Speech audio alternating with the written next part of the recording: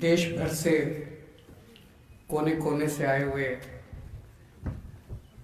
आम आदमी पार्टी के सभी राष्ट्रीय परिषद के सदस्यों का मैं स्वागत करता हूं, सबको अभिनंदन करता हूं, सबको नमस्कार।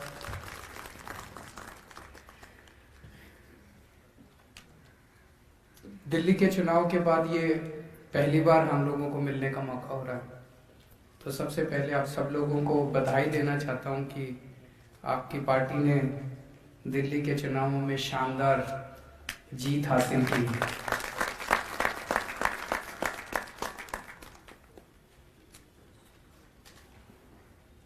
अभी तक दिल्ली में हम विधानसभा लेवल पे 3 चुनाव लड़े हैं और हर चुनाव एक तरह से ऐतिहासिक हुआ है। पहला चुनाव था, नई पार्टी बनी थी। एक साल बाद चुनाव 2012 26 नवंबर 2012 को पार्टी बनी थी और मेरे ख्याल से 8 दिसंबर 2013 को चुनाव था। एक साल बाद एक नई पार्टी चुनाव लड़े और पहली बार में ही उस राज्य के अंदर सत्ता में आ जाए, ऐसा भारत के इतिहास में कभी देखा नहीं गया। तो उस मायने में पहला चुनाव हमारा ऐतिहासिक था कि दिल्ली की जनता ने अपार विश्वास, अपार प्रेम आम आदमी पार्टी को दिया और हमें पहली बार मौका दिया सरकार चलाने का। और आपकी पार्टी ने मात्र 49 दिन में ऐसी सरकार चलाई कि अगली बार लोगों ने 70 में से आपको 67 सीट दे दी। तो दूसरा चुनाव अपने आप में ऐतिहासिक था कि 70 में से 67 सीट आई अपनी, जो कि आज तक कभी किसी पार्टी को इतना जबरदस्त बहुमत अपने देश में नहीं मिला। और तीसरा चुनाव था, लोग कहते हैं 5 साल सरकार चला लो तो एंटी इनकम्बेंसी हो जाती है, लोग नाराज हो जाते हैं, लोगों की अलग अलग शिकायतें होती हैं। लेकिन तीसरा चुनाव हमने अपने काम के बल पे लड़ा। हमने ऐलान किया कि भाई अगर काम किया हो तो वोट देना, अगर काम नहीं किया हो तो वोट मत देना। और तीसरा चुनाव उस तरह से ऐतिहासिक था कि इतना दूसरी बार जब पार्टी चुनाव लड़ी, तीसरी बार, तो इतना जबरदस्त बहुमत आम आदमी पार्टी को, रिपीट बहुमत आम आदमी पार्टी को मिलना, ये अपने आप में एक ऐतिहासिक था। इस चुनाव में हम लोगों ने काम की राजनीति को और विकास की राजनीति को इस देश में पहली बार स्थापित किया। आज तक इस देश में कोई ऐसी पार्टी नहीं आई जिसने खुल के सीना चौड़ा करके कहा हो कि स्कूल बनवाए हैं इसलिए वोट देना, अस्पताल बनवाए हैं इसलिए वोट देना, बिजली ठीक करिए इसलिए वोट देना। नहीं तो इस देश के अंदर वो आके कहते हैं वे तुम हिंदू हो, हम हिंदू हैं, हिंदू हिंदू को वोट देना, तुम मुसलमान हो, हम मुसलमान हैं, मुसलमान मुसलमान को वोट देना, तुम ठाकुर हो, तुम बनिए हो, तुम ये हो, पंडित हो, तुम ये हो, हम भी ये, हमारी पार्टी इसकी, हमारी पार्टी। इसी बात पे तो वोट मांगते हैं, लोगों को एक दूसरे से लड़ा के ही तो वोट मांगते हैं। आज तक किसी पार्टी के अंदर हिम्मत नहीं थी जो खड़ी होके ये कह दे कि भाई हमने काम करा है, काम के नाम पे वोट देना, स्कूल के नाम पे वोट देना, अस्पताल के नाम पे वोट देना। अरविंद केजरीवाल,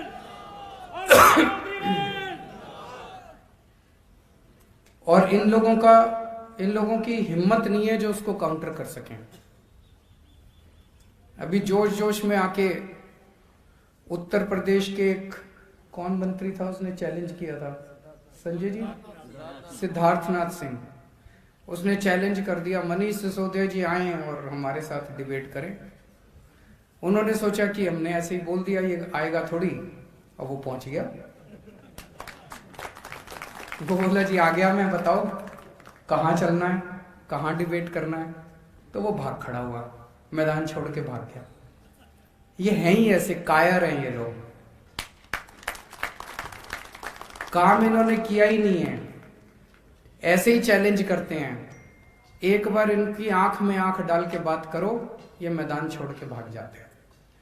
तो मनीष सिसोदिया जब वहां पहुंचे लखनऊ में, उन्होंने कहा भाई मैं आ गया, और उनके एक नहीं दो दो तीन तीन मंत्रियों ने, उत्तर प्रदेश के योगी जी के दो दो तीन तीन मंत्रियों ने चैलेंज किया था कि हमने स्कूल बड़े अच्छे कर दिए, आके देखो और हमारे साथ डिबेट करो। और जब मनीष जी वहां पे पहुंचे और उनकी स्कूल देखने के लिए जब वो चले, तो उन्होंने अपनी पुलिस भेज के मनीष जी को रोक लिया, जाने नहीं दिया आगे। इतना डर, इसका मतलब स्कूल ज्यादा ही खराब है। वो नहीं चाहते थे, मनीष जी के साथ साथ सारा मीडिया जा रहा था, सारा मीडिया पीछे पीछे जा रहा था, पूरा नेशनल टेलीविजन पे आ जाता योगी जी के स्कूलों का क्या हाल है। तो उन्होंने मनीष जी को रास्ते में ही रोक लिया और इनको स्कूल देखने। मेरा ये कहना है कि जो स्कूल तुमको दिखाने में इतना शर्म आ रही है, उस स्कूल में हमारे करोड़ों बच्चे पढ़ रहे हैं। सोचो उन बच्चों के साथ तुम क्या कर रहे हो, उन बच्चों का तुमने क्या हाल कर रखा है। उन बच्चों का तो भविष्य अंधकार में है। फिर एक उत्तराखंड के मंत्री हैं, उनका क्या नाम है, मदन कौशिक, उन्होंने चैलेंज किया कि मैं 100 मिनट में, पता नहीं 100 सेकंड में 100 काम गिना दूंगा अपने। आए मनीष जी, मैं डिबेट करूंगा। बोला मनीष जी बताएं कहां आना है, मनीष जी बताएं कितने बजे आना है। तो मनीष जी उत्तराखंड भी पहुंच गए। बोले आओ जी चैलेंज कर। वो वहां से भाग खड़े हुए। पहले उत्तर प्रदेश में भाजपा भाग गई, उसके बाद उत्तराखंड में भारतीय जनता पार्टी भाग गई।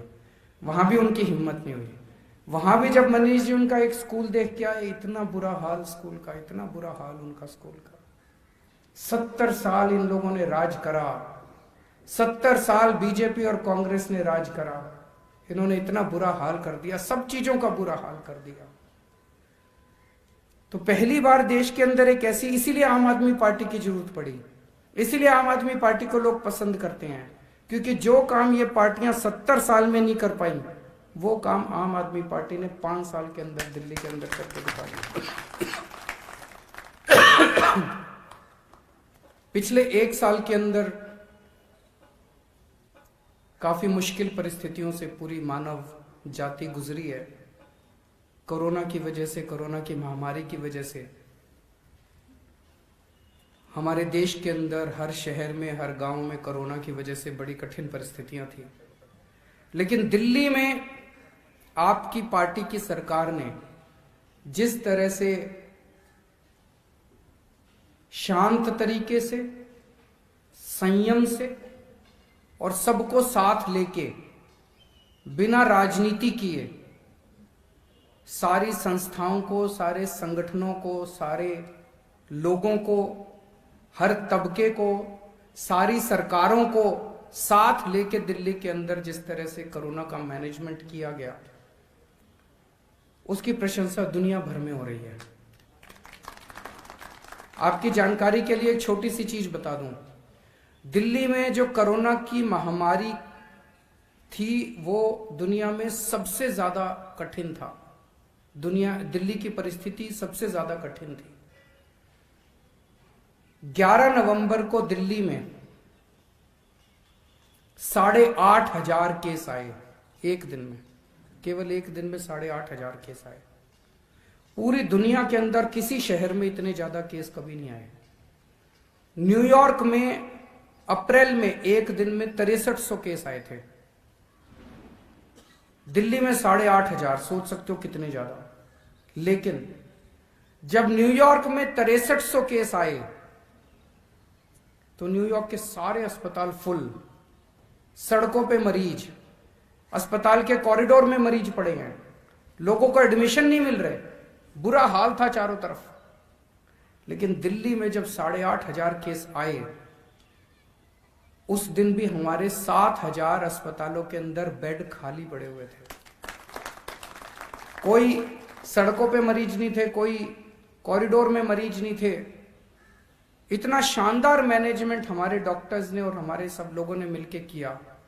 ये नतीजा था पिछले 5 साल के अंदर जो अस्पतालों के अंदर हमने इन्वेस्टमेंट करी, इतने मोहल्ला क्लिनिक खोले, इतने अस्पताल बनाए, इतना शानदार सरकारी अस्पतालों को ठीक करा, सबको साथ लेके चले, उसका नतीजा था। इतना शानदार मैनेजमेंट था कि सबसे ज्यादा महामारी का जो वो था, वो इम्पैक्ट जो था वो दिल्ली के ऊपर हुआ, लेकिन उसको हमने शानदार तरीके से मैनेज किया आपकी सरकार में। होम आइसोलेशन किया, प्लाज्मा थेरेपी की, कई नई नई चीजें करी। सबसे इंपॉर्टेंट चीज करी, मैं देख रहा था एक राज्य, उस राज्य के अंदर एक हॉस्पिटल के अंदर एक ही आदमी 50 बार अपनी नाक में वो डाल के और वो सैंपल दे रहा है।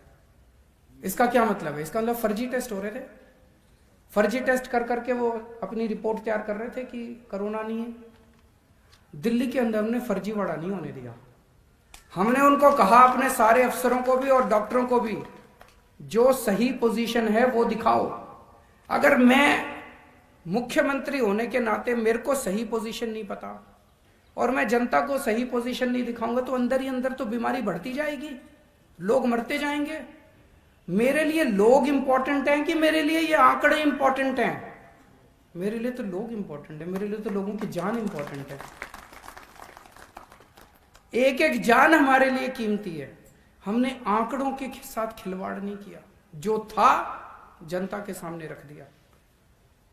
जब कोरोना बढ़ा दिल्ली में तो इन लोगों ने खूब गालियां दी हमको।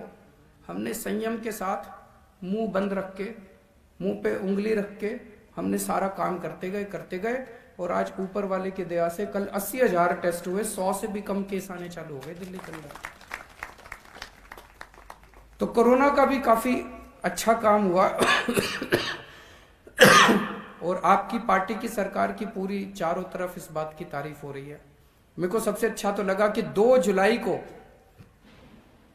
दिल्ली में पहला प्लाज्मा बैंक बना था, दुनिया का पहला प्लाज्मा बैंक, और 27 अगस्त को अमेरिका के राष्ट्रपति ने कहा था कि हम भी अब प्लाज्मा इस्तेमाल करेंगे।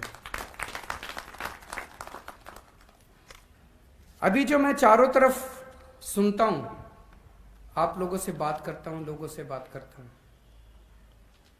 देश के अंदर, पूरे देश में, हर जगह, गांव-गांव के अंदर दिल्ली की आम आदमी पार्टी के काम, सरकार के कामों की चर्चा है कि नहीं है? देश भर में लोग इज्जत करते हैं आम आदमी पार्टी की, देश भर में लोग प्यार करते हैं आप लोगों से, देश भर में लोग प्यार करते हैं आम आदमी पार्टी से। फिर जब पूछो वोट दोगे, कहते जी अभी तो इनका यहां कुछ है नहीं, ऐसे कहते हैं। ये जो छोटा सा फासला है ये तय करना है कि अभी तो कुछ है नहीं, इसके लिए आप लोग संगठन बनाना है। मोटे मोटे तौर पे अगर हम कहें तो अब लोग आपकी पार्टी को चाहते हैं। पूरे देश में सबको पता चल गया दिल्ली में 24 घंटे बिजली मिलती है और फ्री बिजली मिलती है। ये 8वें चमत्कार से कम नहीं है कि 24 घंटे बिजली और फ्री बिजली सबको चाहिए, देश भर में किसको नहीं चाहिए। और बाकी सरकारें कर नहीं पा रही, उनसे हो नहीं रहा। अगर होता तो अभी तक कर देते। ये जादू तो अपने को ही आता है और तो किसी को आता नहीं है, हम ही कर सकते हैं और कोई कर नहीं सकता। तो लोग, सारे लोग चाहते हैं कि ये हो, लेकिन वो संगठन अपने को बनाना पड़ेगा। उसके लिए आपको मेहनत करनी पड़ेगी, गली गली में जाना पड़ेगा, लोगों से मिलना पड़ेगा और बहुत बड़े स्तर के ऊपर संगठन बनाना पड़ेगा, सबको जोड़ना पड़ेगा। कहीं कहीं होता है, किसी को लगता है यार मैंने दूसरों को ले लिया तो मेरी टिकट ना कट जाए, कुछ ज्यादा होता है ना कहीं कहीं, वो नहीं करना। सबको जोड़ो, सारा देश जुड़ेगा, सारा देश आम आदमी पार्टी का हिस्सा बनेगा, तभी अपना तभी देश का बदलाव होगा। आम आदमी पार्टी क्या है? आम आदमी पार्टी से थोड़ी चिपके हैं हम लोग तो देश से चिपके हैं। देश हमारे लिए इंपॉर्टेंट है। आम आदमी पार्टी तो जरिया है, आम आदमी पार्टी तो व्हीकल है, उसके जरिए अपने को देश बदलना है। तो अगले 2 साल के अंदर देश में जो भी चुनाव हो रहे हैं, आपकी पार्टी ने तय किया है कि अगले 2 साल में इन 6 राज्यों में चुनाव लड़ेंगे। उत्तर प्रदेश, उत्तराखंड, गोवा, पंजाब, हिमाचल प्रदेश और गुजरात। मंजूर है? हाथ खड़े कर दो जरा दोनों से। इन 6 राज्यों में चुनाव लड़ेंगे। और चुनाव क्यों लड़ेंगे? लोग आते हैं मेरे पास। दिल्ली तो एक पूरे देश का एक मिनी इंडिया है। दिल्ली में पूरे देश भर से लोग आके रहते हैं। उत्तराखंड से भी आते हैं, उत्तर प्रदेश से भी आते हैं, जम्मू कश्मीर से भी आते हैं, हिमाचल प्रदेश से भी आते हैं, साउथ से भी आते हैं, ईस्ट से भी आते हैं, वेस्ट से भी आते हैं। लोग यहाँ के रहते हैं। उन लोगों से जब हम बात करते हैं, लोग कहते हैं जी हमारा क्या कसूर है बताओ। अब उत्तर प्रदेश के अंदर 325 सीट दे दी, इससे फालतू और क्या देते इनको? फिर भी काम नहीं करते तो बोलो जी अब जनता क्यों त्रस्त हो? बोले हमको भी बिजली मुफ्त चाहिए, हमको भी बिजली 24 घंटे चाहिए, हमको भी अच्छे स्कूल चाहिए, हमको भी अच्छे अस्पताल चाहिए, हमको भी फ्री दवाइयाँ चाहिए, हमको भी अच्छी सड़क चाहिए, हमको भी अच्छा पानी चाहिए। बोले इनके बस की ना है जी। इनको 325 सीट दे दी, उसके बाद भी अगर इन्होंने कुछ नहीं करा तो बोलो जी अब तो आप ही की जरूरत है। तो अब आप लोगों को निकलना पड़ेगा, आप लोगों को जाना पड़ेगा। जनता तैयार है। जनता को बस ये दिखाना है कि आम आदमी पार्टी हर जगह पहुंच गई है। आपको पहुंचने की जरूरत है। पिछले 5 साल के मेरे अनुभव ने ये दिखाया है कि अगर 5 साल के अंदर हम लोग ये सब कर सकते थे तो ये 70 साल में बीजेपी कांग्रेस वाले मिलके भी कर सकते थे। इसका मतलब अपने को जानबूझ के देश को पिछड़ा रखा गया, जानबूझ के अपने देश को गरीब रखा गया, जानबूझ के अपने देश को अनपढ़ रखा गया। इन दोनों पार्टियों ने मिलके, मोस्टली तो इन दोनों पार्टियों ने 70 साल में कभी ये कभी वो, एक बार तुम एक बार हम, यही चलाया। जानबूझ के इन लोगों ने किया। और आजकल एक पार्टी है राष्ट्रीय स्तर की,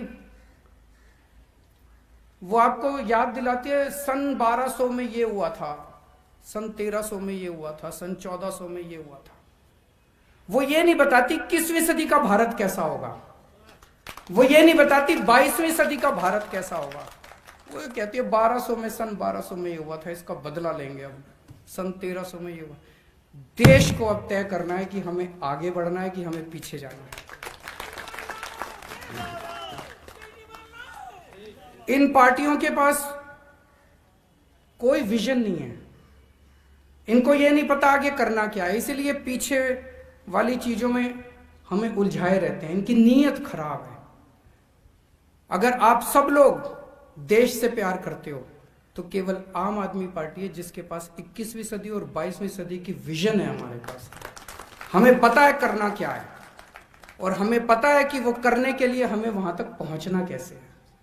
हमें पता है कि पूरे देश को शिक्षित कैसे करना है। हमें पता है कि इस देश के गरीब से गरीब बच्चे को अच्छी शिक्षा कैसे देनी है, हमने करके दिखाया।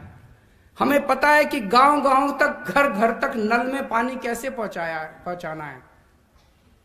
हम नारेबाजी नहीं करते, ये नारेबाजी करते हैं। रोज एक नया स्लोगन, हर घर चल कुछ नारे करने से थोड़ी काम चलता है। मेहनत करनी पड़ती है, 24 घंटे मेहनत करनी पड़ती है, साफ नीयत होनी पड़ती है। आजकल हमारे देश का किसान बहुत दुखी है। 70 साल से सभी पार्टियों ने मिलकर किसानों को धोखा दिया। कभी कहते थे तुम्हारा लोन माफ करेंगे, किसी ने लोन माफ नहीं किया। कभी कहते थे तुम्हारे बच्चों को नौकरी देंगे, किसी ने नौकरी नहीं दी।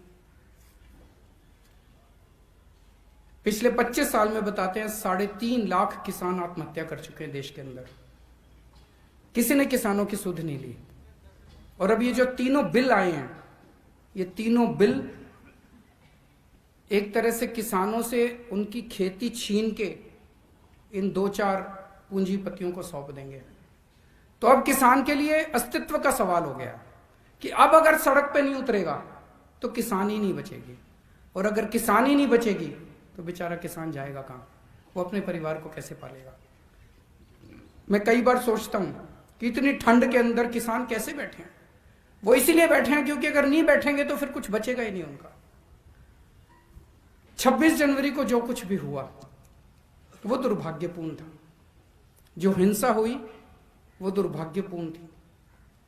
जो भी उसके लिए जिम्मेदार हैं और जो जिम्मेदार हैं वो, जिस तरह से फर्जी केस पे केस लगा रहे हैं वो नहीं, जो भी उसके लिए असल में जिम्मेदार हैं, जो भी पार्टी उसके लिए असल में जिम्मेदार है, उसको सख्त से सख्त सजा मिलनी चाहिए। लेकिन उस दिन हिंसा हुई, इस वजह से किसानों के मुद्दे नहीं खत्म हो गए। मुद्दे आज भी बरकरार है। जिस मुद्दों की वजह से वो 60 दिन से बेचारे बैठे हैं, वो मुद्दे नहीं खत्म हो गए। कह रहे हैं अब तो आंदोलन खत्म। आंदोलन कैसे खत्म? वो किसानों की जो दुखती समस्या है वो तो आज भी है। तो वो आंदोलन खत्म नहीं हो सकता, वो उनके मुद्दे खत्म नहीं हो सकते। और जिस देश का किसान दुखी है वो देश कभी भी सुखी नहीं हो सकता। हम सब लोगों को मिलके किसानों का साथ देना है, अपने अपने इलाके में अहिंसा पूर्वक, शांति पूर्वक सबको साथ देना है। और जब भी किसानों का साथ देने जाओ, अपना झंडा, डंडा, टोपी घर छोड़ के जाना। वहां हमें पूरे गैर राजनीतिक तरीके से एक आम आदमी बन के जाना है, इस देश का एक आम नागरिक बन के जाना है। वहां पे कोई राजनीति नहीं करनी है उसके साथ। आप सब लोग दूर दूर से आए हैं दिल्ली में, आप सब लोगों का स्वागत है। और मैं उम्मीद करता हूं, मेरे को अभी जाना पड़ेगा क्योंकि मेरी कैबिनेट मीटिंग है इसके तुरंत बाद। मैं उम्मीद करता हूं आपका बाकी दिन की जो चर्चा होगी वो काफी अच्छी रहेगी। आप सब लोगों का बहुत बहुत शुक्रिया। भारत माता की।